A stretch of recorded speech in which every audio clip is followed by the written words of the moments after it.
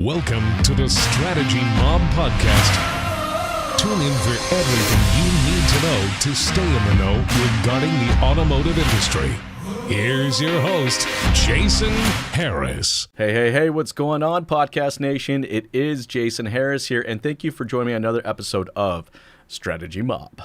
Today, I have a very special guest, all the way from California, because it's hot in California. You guys are punks, because I'm sitting here like freezing. I got the heat on, by the way. I have the one, the only, the oh-so-famous Mr. Peter Duffy in the house. Peter, what's up? How you doing? It's really good to see you, man. I'm doing well, Thank you for having me on. Well, you know what? We got, it was about, 4 months ago, we got the jam, and we just had so much fun. I was like, we gotta do this again. And I just thought it'd be cool to catch up with you, and just so many things have changed with you guys. Definitely. You guys have done some pretty cool initiatives. I thought we'd chat a little bit about that. But before we get into that, let's start off today with a little origin story, so the people that are watching or listening right now got some context of who you are and how you got started in the business. So what is the origin story that is Peter Duffy? Yeah, so 2009, a couple guys hired me to do photos at their dealership. They built the studio, didn't know how to use it. I was struggling photographer / mortician still. I'd been a mortician for about 10 years at that point. And so kind of embalming bodies on the side. And then I'm also shooting weddings, this sort of things. Yeah, it was something else. And so then, they gave me another dealership, and I kind of saw the writing on the wall. And, fast forward to 2016, we had about 35 dealers and 24 photographers. So good little business. But we really realized that it was going to go digital. And so sitting around with some really close friends of mine, moving into some new offices, they kind of said, Peter, you got to get the dealer. You got to put the power back in the dealer's hands to shoot their own photos, because we couldn't reach those dealers that had 50, 60, units a month in the middle of Missouri. And so I came up with the idea of using wireframe guidelines to capture the cars, and then those photos would come back to us, and that we would edit and publish them every day. And then, fast forward to today, I don't know, we have 160 dealers probably in 3 countries, in most of it in the United States here, Mexico, picked up a dealer in Dubai, really good bunch of guys there cool. Over the pandemic. And they're getting what they want. And the ultimate thing here is that they want consistency. That was the number one thing I got asked when we used cameras. And this is now the number one thing that we're using the guidelines for. So it's been a great run, and we're looking forward to keeping continuing on. Well, and I thought that's what was kind of cool about what you guys were doing, and also the product and tool that you guys have out there is consistency. Consistency is the name of the game for everything. For anything. For anything. Look, we were talking about it earlier, just about the new studio I have and the content that I'm putting out there, right? It's just consistency. That's it.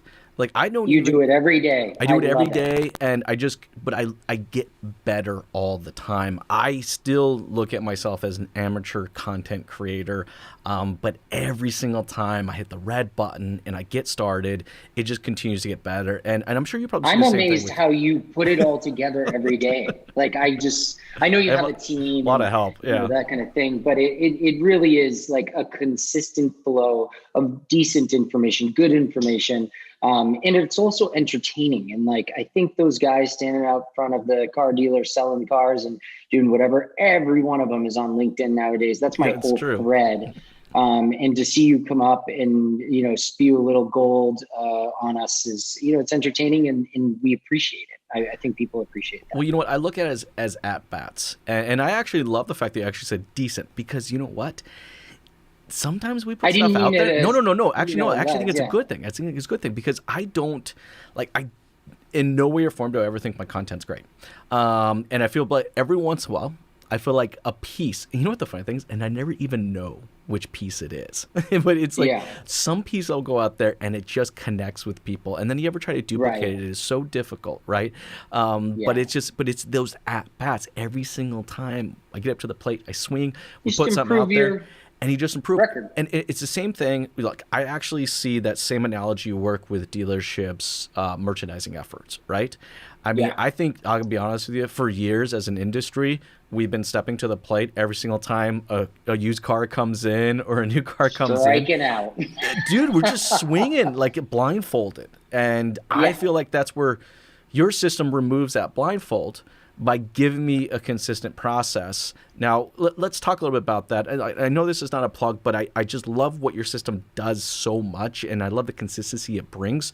And I want dealers to know what the consistency is. So walk me through the process, how you got started, how you came up with that idea. Do you know the book Good to Great? Oh, yeah. It's a great one. It's one of my favorites. Jim Collins, right? So it took me a while, just because I ain't that smart, right? So it took me a while to really dig my teeth into that book, and I actually had to do it in audio, and I was redoing the master bedroom during quarantine for my wife. She bought a bed, so we did the whole fucking thing, which was ridiculous, but it's done now. And so my point is that what I really figured out during the last, I would say, 4 months into quarantine is what we are compared to what we were, or what we thought we were. So our system, even though, you're using the technology is just the tool. The company behind the tool is the fundamentals, the process, and the discipline. And what is the difference between all the technologies that are out there for photography is you can have a product, and that's what they give you, and they will claim the world. And I've had the dealers come to me. They'll claim the world. They give you the app or whatever it is, you put it on your phone or whatever it is, and nobody fucking does it. And that's no way forward. What you need is to have that plan behind it and have the knowledge of the fundamentals of editing and light, and whether you're doing things outside or inside, and really take that off the dealer's plate.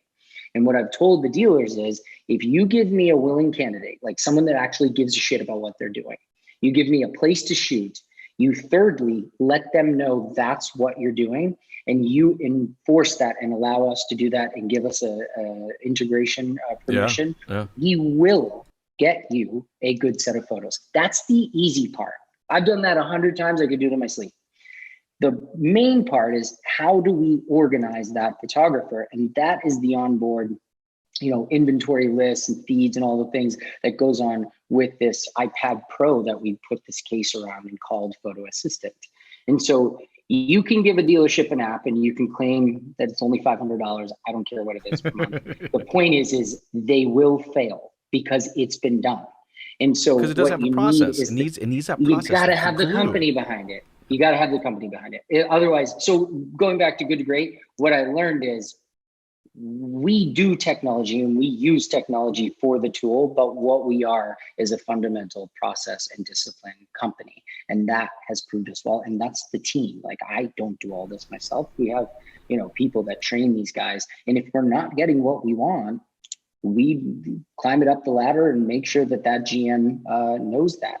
There's a solid process of editing and quality control that goes into every single photo. Paper floor mats, crooked steering wheels, light or windows aren't up on the exterior shots, whatever it is, we flag it and get to that photographer same next day, immediately. Hey, this is what you did wrong. This is how you can make it better. And we watch that. If it doesn't happen, we're telling your boss, and that's how it's going to go.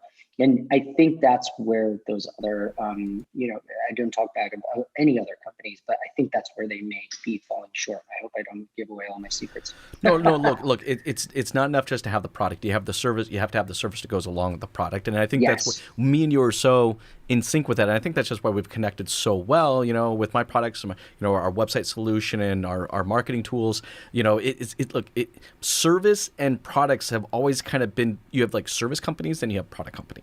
And for some reason, they're always kind of separate from each other. But both of us don't believe that's necessarily the case. You got to service the living crap of the product. The product's only as good as how well you service it. Right. I remember I had the sales manager. Talk about discipline. Of course, ex-military. So, where discipline and consistency and routine and process was literally not just a good idea, but a life and death. It's just like, this is what you had to do, and this is how you had to do it. Right. And I just remember him always really struggling how other people didn't understand that. and because it was so embedded and a part of his life, he struggled to figure that one out, right?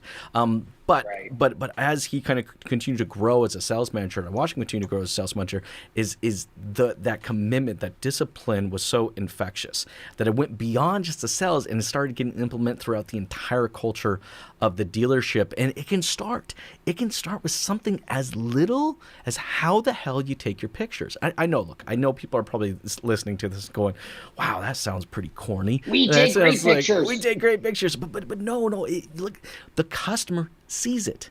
The consistency of your marketing efforts, the consistency of your pictures says, like, it's not words that necessarily have to describe your business or why I want to do with your business. People think in pictures. Yes, it's like I see that commitment. Yeah. Like I see that commitment. It's like when I go, I'll give you another example, one that other dealerships are listening or watching right now might connect with.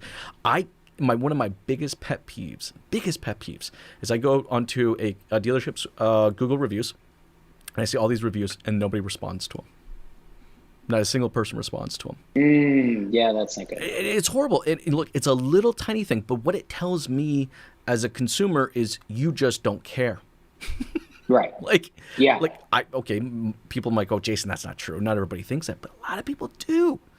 All right, you can show how passionate you are about what you do by these little tiny things, and I think you do the exact same thing by the attention to detail that you're doing. I recently was in Spokane. I hope he doesn't mind me saying, but Jim Bowman is a GM of Lithia of Camp Chevrolet and BMW, and basically what he said was, by doing this and showing this to our customers, the minute they walk in the door, they're informed, they've seen what the car really looks like, and they appreciate that I've taken the time or that I care enough to present them my product in a way that's professional. You care that about when they walk through the door, they bring that car around, they feel like they've already seen it. They got a beautiful video, beautiful set of photos, and now the car is in front of them. And it's all part of that experience. And like the trouble that I often have, and you might be able to help with this, but how do you measure that? I mean, you can measure it in clicks, and do we get more clicks? Do we get more VDPs? And that's fine.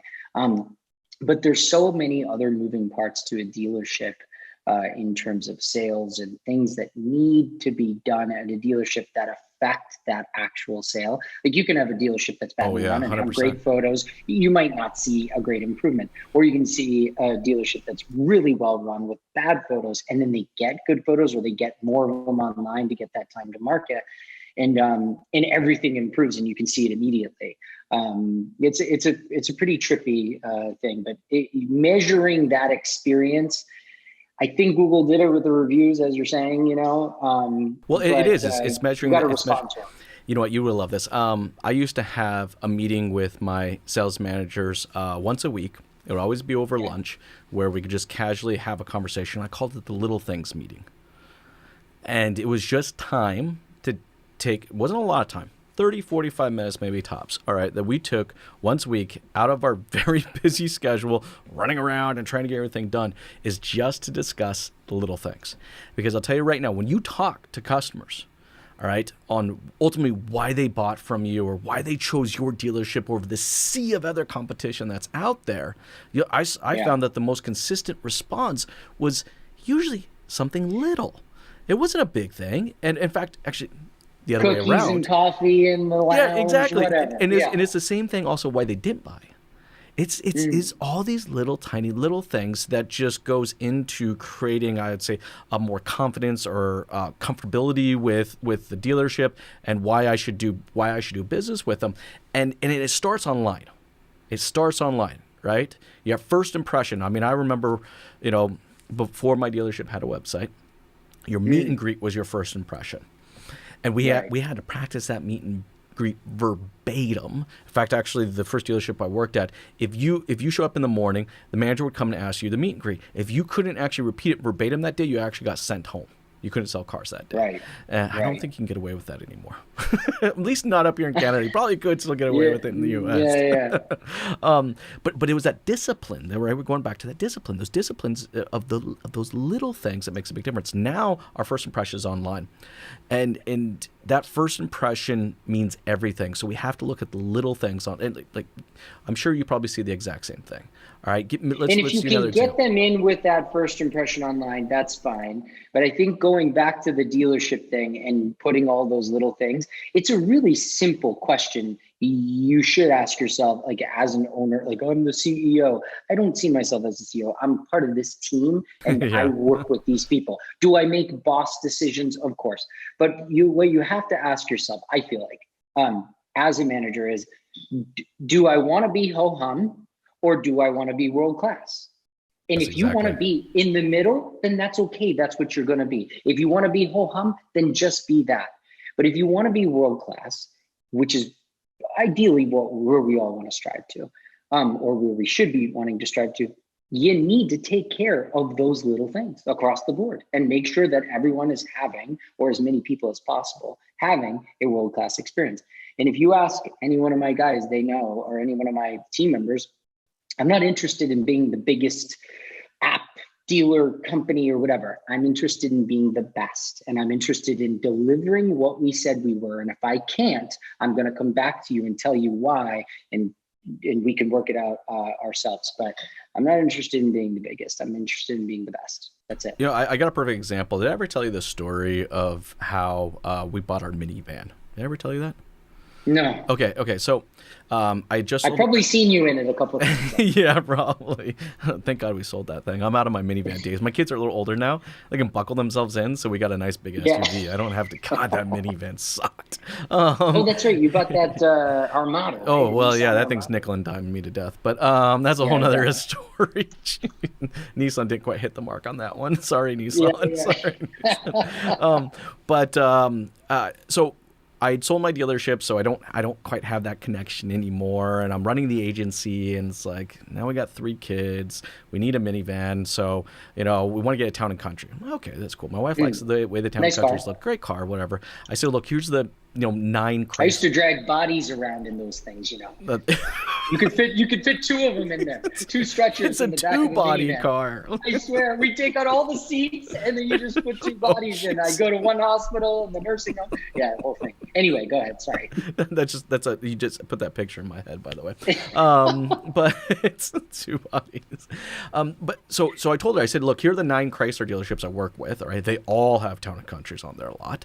All right, just go on there, take a look at them, let me know which one you want, and I'll call the dealership and we'll make a deal happen, right? And she comes back to me and she goes, well, I only found 2. 2?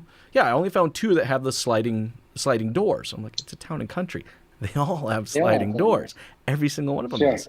So she went through, between the 9 stores, they were probably a total of 50 or 60 pre-owned town and countries between all 9 locations, right? Well, she only found 2 where someone actually was smart enough to take a picture of the button that was the sliding doors. So that was she was like, no, there's only 2. The mechanical door. There's only 2. There's only 2 that have the power sliding door, because it was the only 2 dealerships that actually took the picture. So it's the little things. It's the little things. Like the little things make really, really big differences. And ultimately, that was actually one of the 2 that we actually ended up buying, even though every other dealership had one with sliding doors because they all came standard with it. All-wheel drive, I imagine, in Canada too, right? Wasn't it all-wheel drive one? Front-wheel drive, just big. No? No. No, they did one, I think, actually at one point in time for sure. Yeah, I had one. We used. I didn't have one. The funeral home did, but we had an all-wheel drive, like a deep purple one when they started getting a little more pointy and cool looking. I love that thing, man. It was a fast little SUV or a minivan too. Nice car. So, last time we got to talk about what the new norm is. Now, look, we're in the norm. Now, look, with that said, though, I still don't think we've actually dealt with the actual economics of this. We've only dealt with the social impact of this. We've yet to feel the actual economics of this. But I'm finding that in the last 4 months since we last spoke, there's been this snowball of change. It started off because we had to, right? The pandemic forced us to.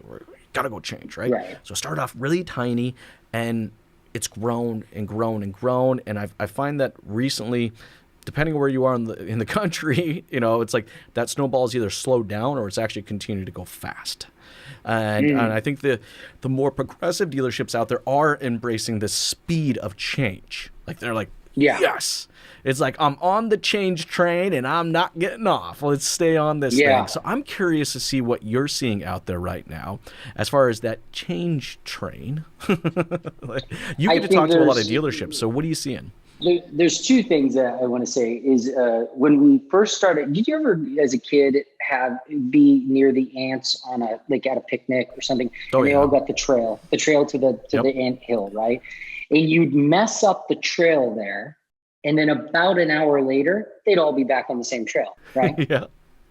That's it. That's we're humans. That's what we're doing. So we got messed up off the trail because we got this global pandemic, whatever. And now I'm not saying we've tamed it by any stretch. We're having a terrible time down here in the U.S. at the moment, or at least that's what we're seeing. But we've adapted or kind of outmaneuvered it to some extent, at least so that we can continue to go. And as a result, I mean, the auto industry is jamming. I mean, June was out. You ask anyone, they had the best month of June they've ever had because they all bought cars during the beginning of that April, May. And they got, they just sold them all out. And there's a shortage of used cars in the market. But the change that happened with that is that I've been saying for years, 80 to 90%, 70%, pick your percent, it doesn't matter, of people look online before they go into the dealership. So therefore your pictures and video need to be there to the content, et cetera, et cetera, et cetera. And what you're seeing now is all of the big dealers, big corporations like Lithia's come out with Driveway, of course, G1, Group 1 has their own thing going out, Sonic's got Echo Park, and all of these things. And what they're really realizing is now 100% of people are shopping online, and we want all of our cars to be represented in I'm going to use the same word again, consistent manner throughout the entire thing.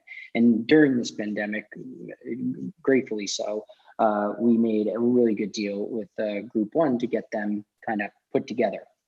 Well, no, I think consistency is huge. Like if I was a dealer group right now, if I'm going to measure, I need everyone to be on the same playing field, right? Like I need them all playing ball the exact same way. So it's like, and they're just actually realizing that right now. They're really realizing like, oh, okay, all 100% of my customers look online first. Oh, I need to improve this here. Whereas before it was like, pictures and the content, it's not that big a deal. They come into the dealer, we sell cars, it's fine. It's not fine anymore. No way. Like they're coming to us, not just us, but other companies as well that do the same things or similar things that we do. And they're saying, hey, we want this to all look the same across the board. And like I said, we took those, I think we're up around 32, 35 Group 1 stores now. And we've got them all in line, and every single one is shot the exact same way that they wanted. All the pictures are in the same order. Everything is good, and everything gets pushed out every day. Likewise, the same thing with Lithia. They have their GMs choose their vendors, and they should. That's kind of how they roll. And we sat down with their marketing crew before Driveway come out, and we rewrote their best practices and said, hey, this is how you should be doing things moving forward. Here's a few vendors to pick from. So they're paying attention. They all want to have the Carvana model because I think they're starting to realize like, hey, it's not so bad of a model, even though they just finally turned a profit, right? Carvana. So yeah, you can see it happening. I agree. I think the biggest change that I've seen has been the fact that we are now embracing internet customers as like real customers. As if it wasn't there before. Well, I know, but that's the messed up part. But it's true though. I mean, like I can't tell you how many times I've been in a meeting and someone's like, "Oh, those internet customers." Like there's some foreign being or aliens or something like that. But it's just like we've just always kind of looked at. They all come from there. That's what I'm saying, and I think as an industry, that's probably one of the biggest changes that has happened. I think as a blanket change for everybody is that everybody, now doesn't look at an internet customer as a different a different person or a sub level of potential opportunities. It's like they're treating each customer the same, and an internet customer is equally, if not just as important or more important than someone sitting right in front of you. So it's just like that separation doesn't seem to be there anymore. So I'm so glad to see that. And now what I think that means is that now, as our operations have kind of caught up to the customer, all right, now our marketing and our merchandising efforts have to get caught up to the customer. Look, that first impression is happening online. So it's like, what is that first impression I have of you has to come out in the marketing. And marketing for a lot of companies is your first impression. Your first impression of the company is whatever they have in the market, the commercial that they ran, or the and how billboard that brand that you saw. ties into it, right? Exactly. And then you go to their website and you're just hoping that is a consistent to what you saw in a video or a picture or a billboard, and you're hoping that now the online is going to match kind of the same thing. And this is where I'm finding dealerships are now beginning to struggle. And I love what you did. You guys did a commercial recently, and I want to talk about the commercial because it's freaking hilarious. I'm smiling because it was just so fun. It was so much fun. But you guys nailed it on the head. This combination of edutainment, of education and entertainment all into the same thing. And I'm thinking, I'm seeing that dealers are realizing that it's not enough for me just to put out content around 0% financing and huge monster rebates and all this other stuff. It's like, no, I actually have to bring value in my marketing efforts because that's my first impression. And the way to bring value when you first meet someone is to educate them or to entertain them. Tell me a little bit about the commercial, because you guys did such an amazing job of that. The content that you're talking about now is like the 0.9% financing and all that stuff. Those are all like, on the TV stuff. But like for you, and I'll get to my commercial, I think, in a minute, but like you got, what is it, MXX Solutions? Is it John Resurrection? Yeah, John's over there, yeah. He does some neat stuff. You got Mark, I forget his last name, but from the Mahalo agency in Camarillo, California. He does that fun kind of 30-second spot thing. And for us, full disclosure, like everyone's seen the Dollar Shave Club, everyone's seen the soap commercials and stuff, where basically you are presenting the first, you're hitting them immediately right out of the gate with, this is the problem. And ours was, your photos are shit. Yeah. Now we have everyone's attention, right? Like, what did you just say to me? What the hell? And then you're telling them, this is what you're doing. This is probably one of the solutions. And these are some of the other problems that you're going through with it. Now, you can use us or you don't. You can fire us, you can keep us. It doesn't matter to us, but it doesn't change the fact that you are still having the problem. So if you want us to help you out with this, we can do it. And that's really what the whole thing had to wrap up into. And then it went into, we're all photographers, trained photographers here.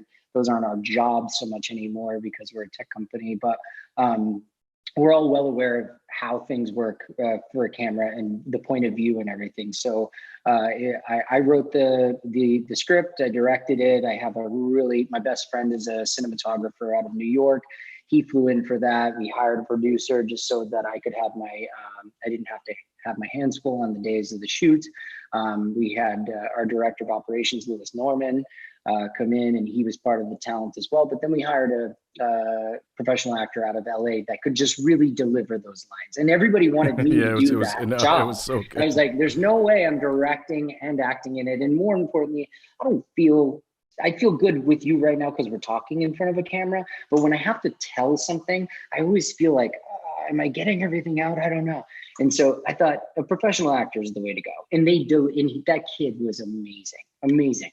So overall, we're absolutely thrilled with the commercial. We're absolutely thrilled that it got up to the place where, corporate Lithia, corporate G1, wherever, it got up there and it got attention. And whether or not you think it's crass or whatever, we're all in the auto industry. If you can't Yeah, make if fun you of can't laugh ourselves, about like, it, then you're what are we? you're in Come trouble. on, 100%. we're not fooling anyone. You know what I mean? Not at all.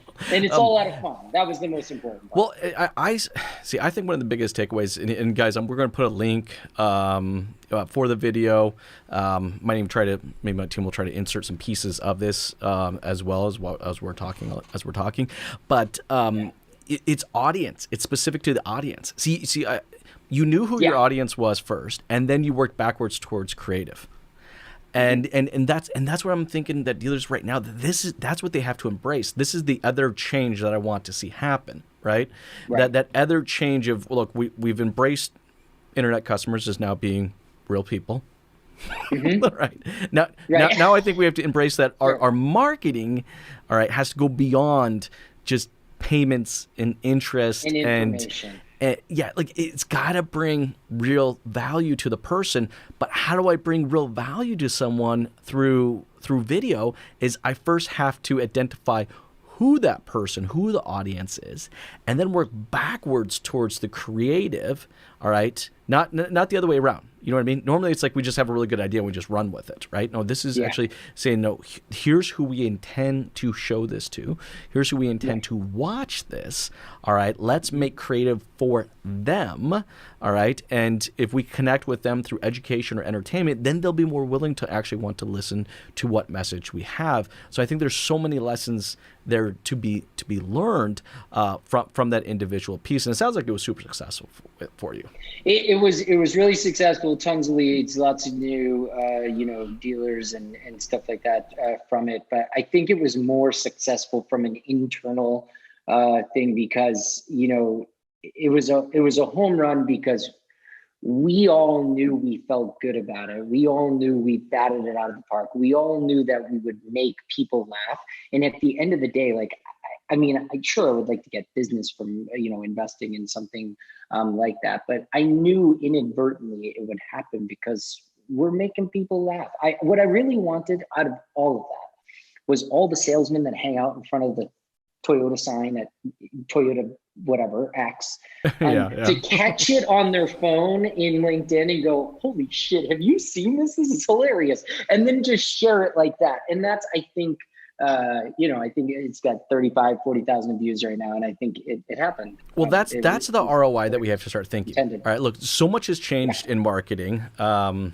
Gosh, we Brand do awareness a whole is what I'm podcast about what is with HEC policies and everything. Like we're going to lose our remarketing efforts. We've literally, as an industry, built entire marketing strategies just off the fact we can remarket to someone, and our frequency of our messaging seems to be more important than the quality of the content that we actually put out there.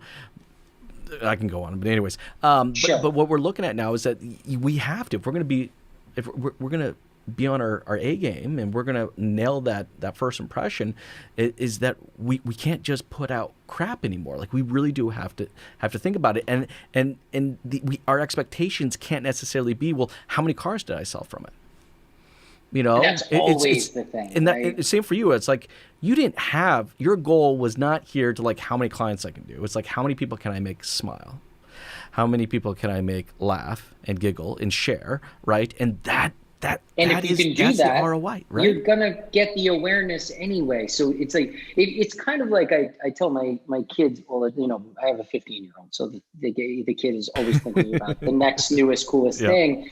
And I'm just like, if you do the thing because you love it, and you've heard Gary Vaynerchuk said this, and I'm sure you have it in your toolbox, but if you do the thing that you love and you do it with a genuine respect for the craft or whatever it is that you don't have to worry about the money. It will just come because you are the force that is making the whole thing kind of happen. And I use that really loosely right now because I know there's probably people struggling in business. Yeah, I know. I hear you. And I get that.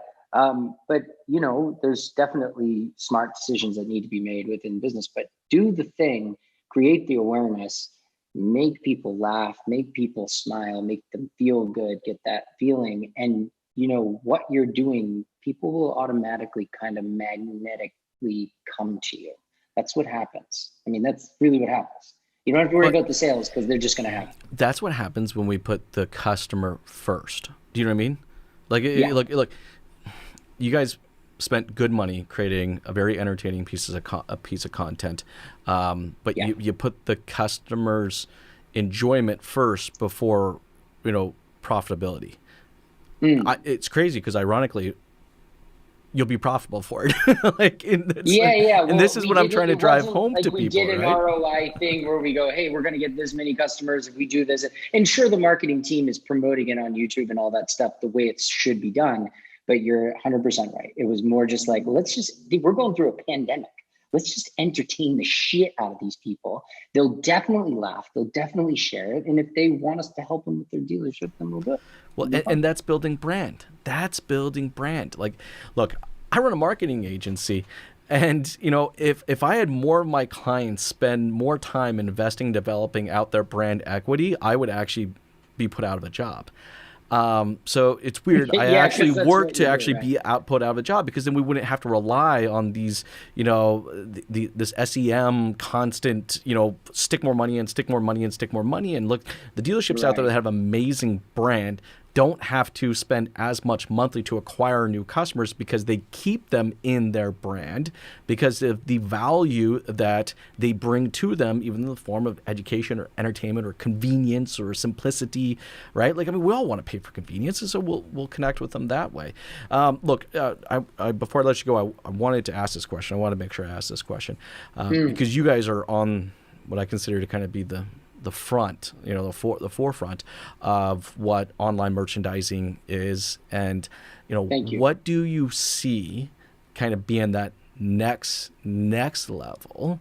Like, I know, we still haven't even reached the level that you guys have already built out. Yeah. But where do you see that next, level? Time too.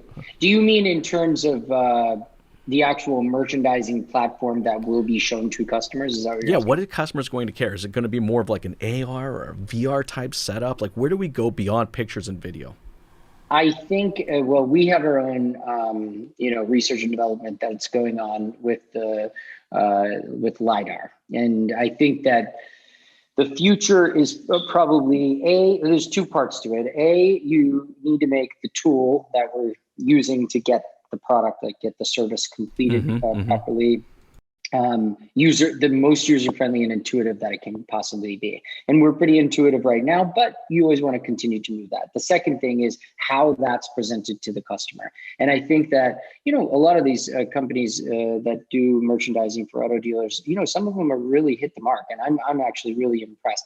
I haven't quite gotten thoroughly convinced that these things are of the quality that I want to be involved yet in. And that is that's in our R&D as well. But I really think, you're probably right. It's probably going to be somewhere along the, maybe not AR, but if we could scan a used vehicle, walking around it inside and out, and then create that experience inside and be able to move the car in any direction we want. That's, I think, the ultimate thing. And whether that happens next year or this year or whatever, there's so many auto dealers out there. There's going to be, again, app companies that come out and they're going to have this thing.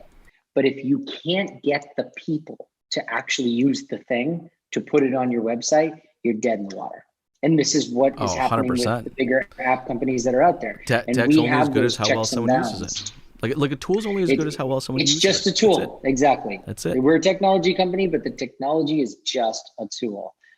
We're a service company. And we, one of the things I really wanted to go into before we take off is that as you're looking for customers, and my customers are general managers of auto dealers. So 16,500 of them, that's my market. Like that is what it is with any customer.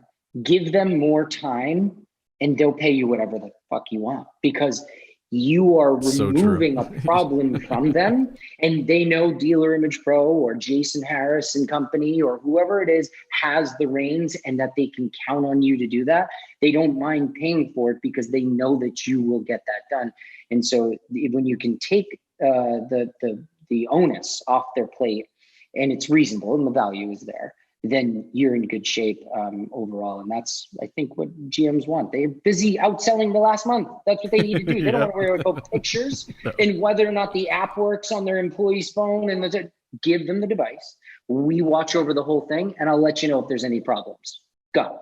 And that's it. It's a simple, solid process, and everything inside our dealership needs to be like that. I mean, we just, those little things meetings that I had with my team would be like that. Would just be like all the way down to just simply processing out how the hell we answer the phones.